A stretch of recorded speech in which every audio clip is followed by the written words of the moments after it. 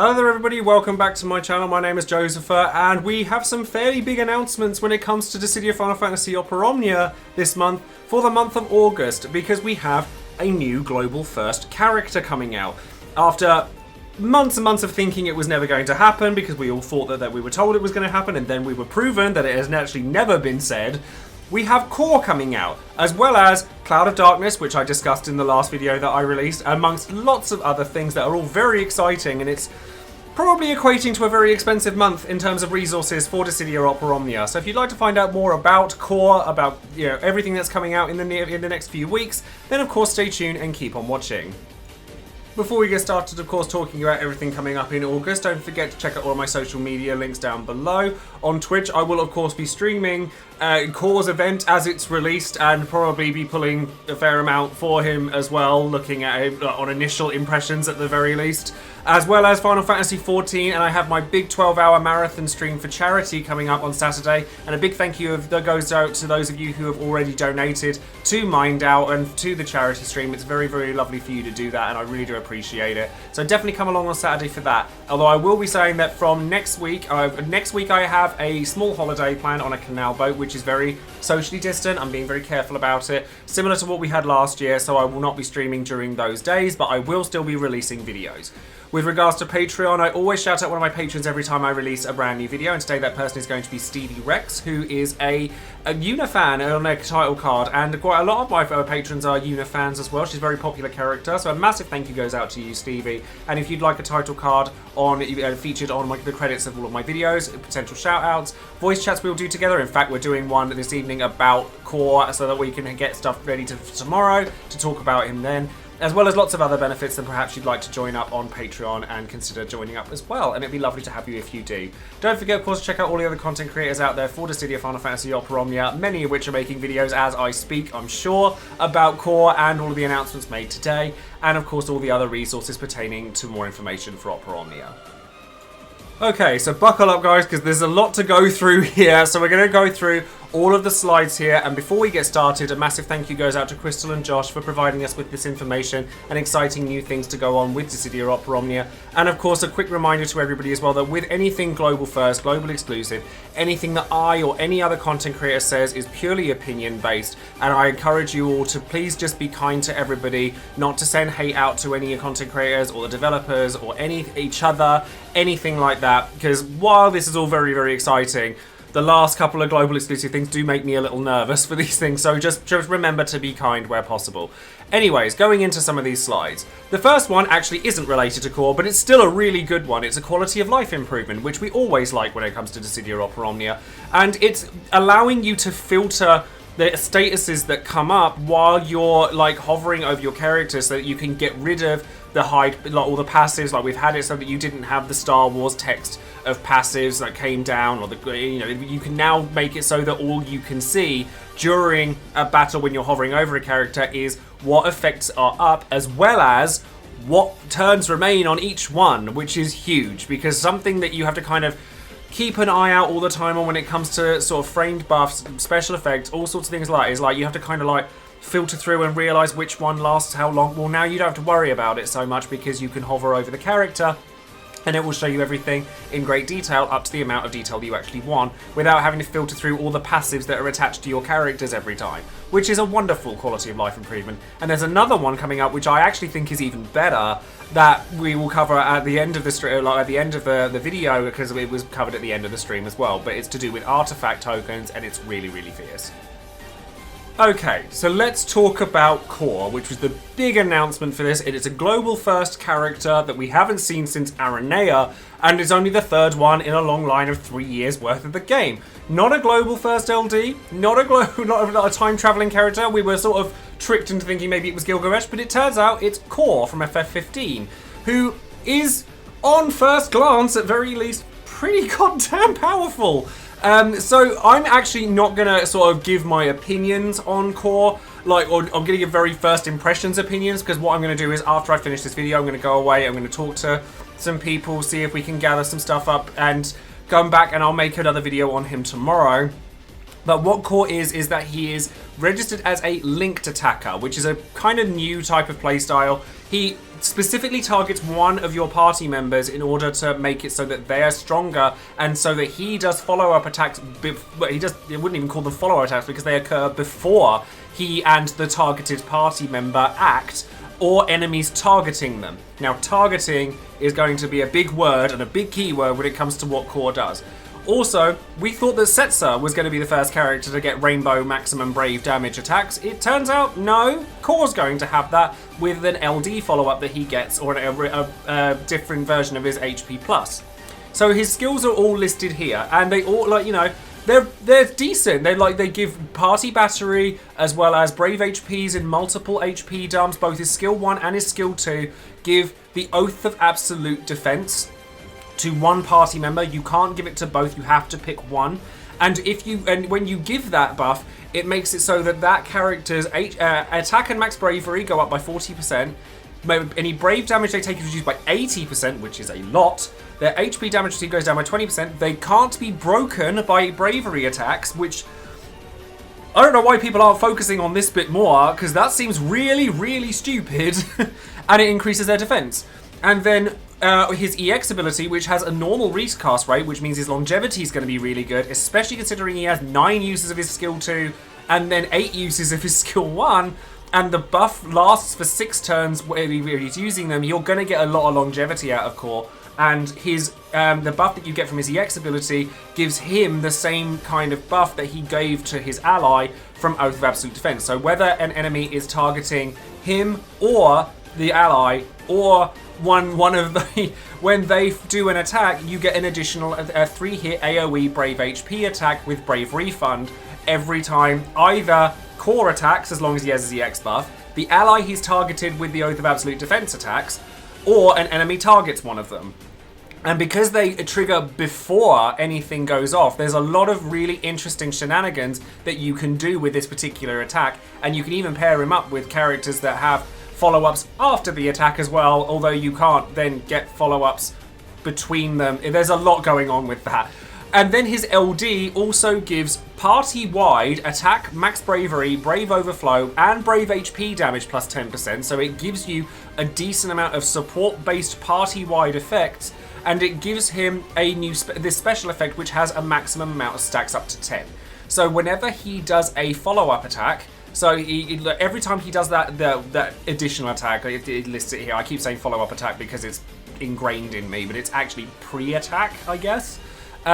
Whenever you have 10 levels of it, you get a triple HP dump 2-hit Brave HP attack that hits for rainbow damage, which means it is always going to hit for maximum bravery damage, regardless of any auras or buffs or special effects up, unless they are immune or absorb bravery damage, or if he's enchanted with an element, that damage.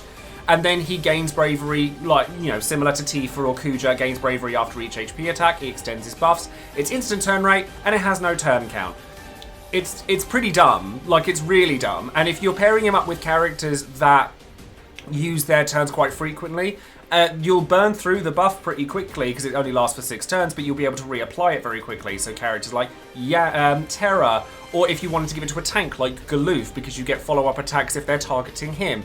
There's lots and lots of characters that seem like they're very, very capable combo potential with Cor, and given all the different things he adds to them, like the brave damage, you can't be broken, all this, that, and the other, there's a lot to like there. And then the LD attack itself is a double HP dump attack with instant turn rate, and instantly gives you the 10 stacks you need to do Reaper's Gale immediately following it. So it's a lot of very exciting stuff there, but as I said, I'm going to talk about Cor at greater detail once I've had a little bit more time to absorb what it is he does, like, and who he could be paired up with, whether he's going to be really good or not, because while he seems extremely powerful off the bat, I want to kind of look into Lufenia Plus and whether he does enough to counteract the mechanics that come from that, because he's definitely going to be extraordinarily powerful from now until that era, which is 2 months from now, and I want to see just how far he goes, because with global firsts or exclusives, etc., you have to remember that this is all we're going to get. There's not going to be any sign of a C90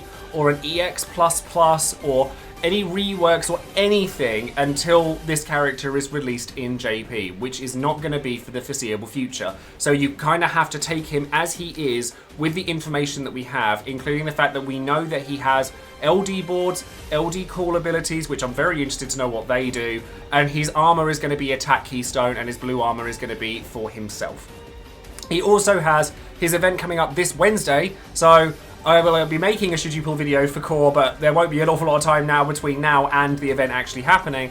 And he's got an awesome costume, which I'm absolutely going to be getting. And he's also got enhancement Chocobo panel missions, which means it's going to be easier to deal with it. And the BT that's going to be featured with him is going to be Lails. So that's going to be an interesting thing to go with Cor. If you didn't get like Lail while pulling for Porum, then you get another chance to do that. Lail's actually an interesting character with Cor as well. Like, you know, there's a lot of very interesting characters that work well with him. Like Josh actually mentioned Eldnash on stream, because obviously with all the warps that he does, Cor's getting follow-ups off of Eldnash. Terra, I think, is a really good shout. Cloud of Darkness is going to be a really good shout because of the re-break mechanics that they have. There's lots and lots of different characters, but we will go into more detail for them for this very, very exciting character in a video dedicated to him. So now next Monday we come to Divine Brothers, which I've already covered in my last video, and will also of course feature Cloud of Darkness, their LD, their BT, as well as a rerun of Gabranth, and so, you know, a big old buttload of resources, which we're probably all going to need after Cor, because let's face it, everyone's going to want to pull for Cor at this rate. And then afterwards we get Cloud of Darkness's Batch of Banners, which is going to feature Gladio and their LD boards, bringing them up to speed with other tanks of his like for the current age, as well as a rework for Sabin, which is going to make him much stronger in his LD, makes it so that he doesn't lose the stacks of his Tiger Battle Spirit or his Battle Spirit Unleashed, meaning that he can spam his Aura Cannon Plus, get lots of delays, as well as dealing decent amounts of damage while imperiling Wind and Holy. And then on August the 10th, we have Queen coming around, which is the following week. And Queen is a very interesting character in that she kind of reduces her HP to 1 using her EX attack and goes berserk, meaning that she can only use her bravery and HP plus variants that are very powerful. And she also sort of grants party-wide last stand, lots of party auras, things like that. However, with Queen, while she's really good, I think I'm more willing to wait for her before she comes back around again with her EX++ and C90, where she's significantly stronger. So with the banners as they are, like, I think that Cor's obviously going to be very worth pulling for. Really like Cloud of Darkness, as I said in my previous video. My sentiments on that front haven't changed. Sabin's really cool, and if you don't have Gladio, like, you know, it's a great banner to pull on because it's a double LD in and of itself. And then Queen is one that I would personally skip for now and come back to later, because while I think she's really good and nice to have, it's not a must-have, you know, unless you're really struggling for content. But it also looks like we're getting a free pull for Cor and not for any of Cloud of Darkness's batch, so do bear that in mind before going forward. And then coming up on August 13th, we're going to see a raid challenge come along with Tidus's. And Tidus's rework, LD and BT, and Tidus is definitely one that's very hyped by a lot of players.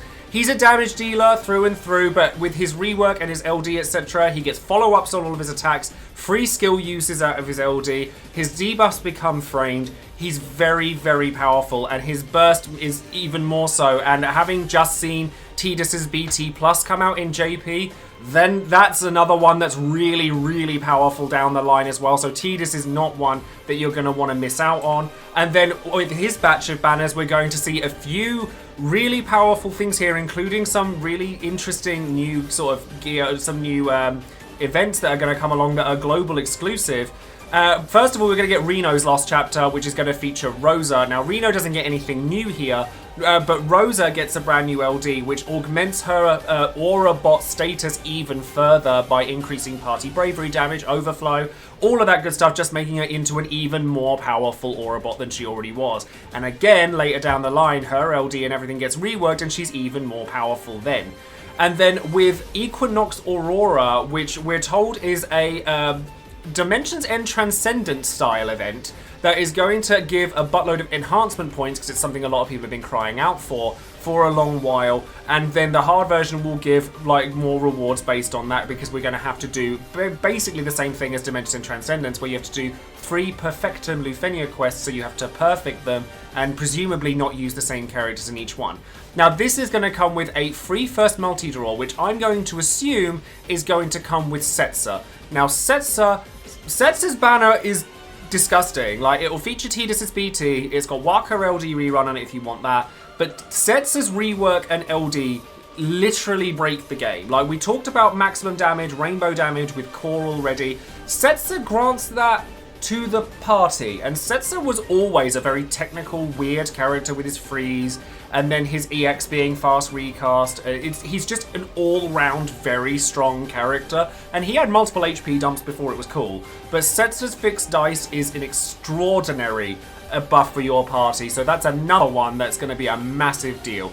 And as I spoke about earlier, when it comes to quality of life improvements, including artifacts, now from this event onwards, so from Equinox Aurora onwards, any event with co-ops will drop event artifact tokens instead of specific high Idoga and Idoja, which is fantastic because it means you never have to worry about clogging your pool with a bunch of characters you don't want ever again and having to quickly jump out of a co-op to go and fix that in your menu. So that's honestly really, really good. The quality of life improvements, massive.